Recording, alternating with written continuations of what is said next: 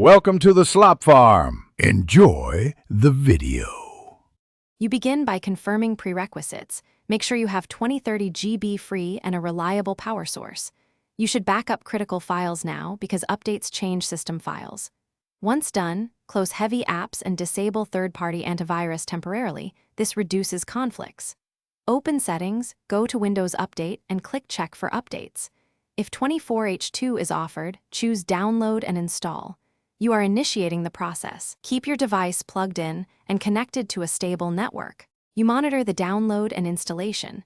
Watch for driver prompts and optional packages that can pause the upgrade. If a driver requests attention, update it from Device Manager or defer it if compatible. Make choices when Windows asks about restart timing, schedule during off hours, or restart now. While installation runs, avoid heavy CPU tasks and do not close the lid. Once files are applied, the system will go through multiple restarts. Be patient, as service configuration can take time. You complete the final steps by signing in and verifying the new build under Settings System About. Confirm Feature Pack 24H2 is shown.